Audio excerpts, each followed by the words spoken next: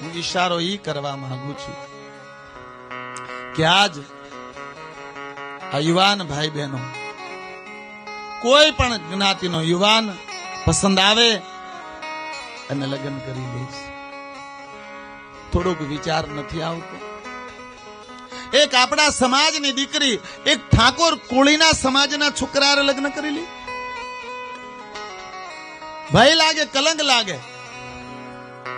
સાધુ ને બ્રાહ્મણ તમારું કુળ હોય, સાધુ કુળ હોય, બ્રાહ્મણ કુળ હોય, એ તમે એક કુળના સંતાન છો, જરૂર કરી શકાય.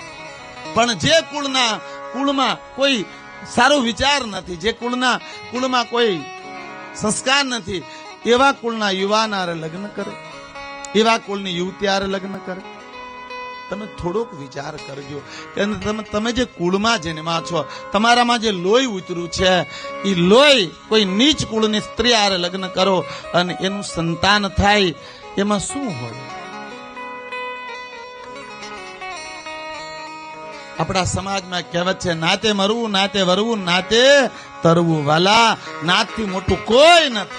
આ દેશના યુવાન ભાઈ બહેનોને મારી પ્રાર્થના છે, 100માંથી 60% લવ મેરેજ થાય છે અને કોઈ પણ કુળની કન્યા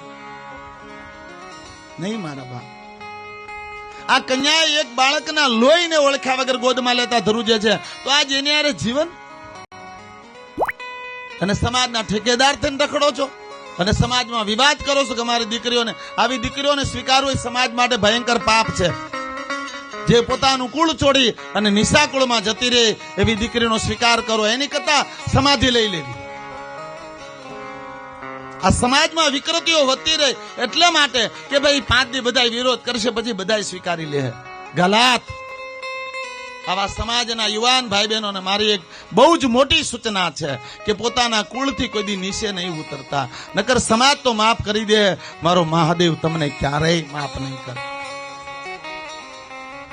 તમારા કુળની સ્ત્રી, તમારા કુળની કન્યા, તમારું સંતાન એક વંશ છે. વણશંકર પ્રજાનો અર્થ થાય નીચ કુળમાં જન્મેલા સંતાન, નીચ કુળની કન્યાથી જન્મેલા સંતાન, નીચ પરિવારથી જન્મેલા સંતાન. આજે વ્યાસપીઠના વક્તવ્યથી ઘણા બધા લોકોને બહુ મોટી ઠેસ પહોંચી છે, એમાં ખાસ કરી કોળી ઠાકોર સમાજને. મારો કોળી ઠાકોર સમાજને કહેવાનો કોઈ ઈરાદો નહોતો. મેં ખાલી એટલું કીધું કે સાધુ બ્રાહ્મણની દીકરી એમને હારે લગ્ન કરે એ અયોગ્ય છે. છતાં પણ હું એમ કહું છું કે હરેક સમાજની એક ગરિમા હોય છે, હરેક સમાજનું એક સ્વમાન હોય છે. અને કોળી સમાજ, ઠાકોર સમાજનું સ્વમાન હું ખુદ જાળવવા માંગુ છું. મારા હૃદયમાં એ સમાજ માટે કોઈ દિવસ ક્યારેય કડવાશ નહોતી અને મેં ક્યારેય સમાજને નીચો નથી માન્યો, કારણ કે એ સમાજને હારે હું મોટો થયો છું. એ સમાજ મારો પાડોશી છે, એ સમાજની સાથે હું રમી ભમીને જીવો છું. છતાં પણ કોળી ઠાકોર સમાજને અમારું વક્તવ્ય કડવું લાગ્યું છે, એટલા માટે કે એ મારા વક્તવ્યમાં હજારો મા બાપની વેદના છે.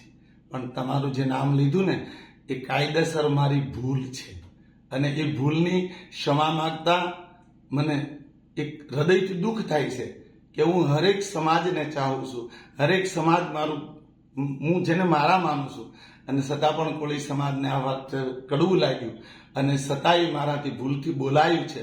હું એ બદલ ક્ષમા માંગુ છું અને પૂરા સમાજને કહું છું કે નહીં, એ સમાજ કોઈ દી નીચો નથી, સમાજ આદરણીય છે અને સદા માટે સમાજ આદરણીય રહેશે.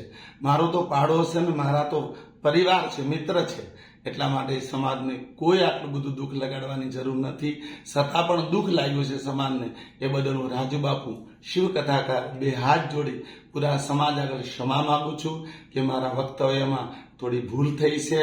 એ વક્તવ્ય બદલ મને સમાજ ક્ષમા કરે. કાલે વ્યાસપીઠેથી પણ હું કહીશ કે સાધુથી પણ આવું ન બોલાય, પણ સમાજની વેદના એ સાધુની વેદના છે, એટલે ક્યારેક વેદનામાં ભૂલ થાય, મારી ભૂલ થઈ છે, હું કબૂલ કરું છું અને પૂરા સમાજને આગળ ક્ષમા યાચના કરું છું કે એક સાધુનો દીકરો જાણી, એક સમાજની વેદનાને જાણી મને ક્ષમા આપે. દિલથી બધા આગળ ક્ષમા માંગુ છું. એ સમાજ આદરણીય છે. આ ધરતીમાં કોઈ સમાજ નીચો નથી અને કોઈ સમાજને હું ક્યારેય નીચો કહેતો પણ નથી. દરેક કોળી સમાજ, ઠાકોર સમાજને મારા અભિવંદન. મને ક્ષમા કરે.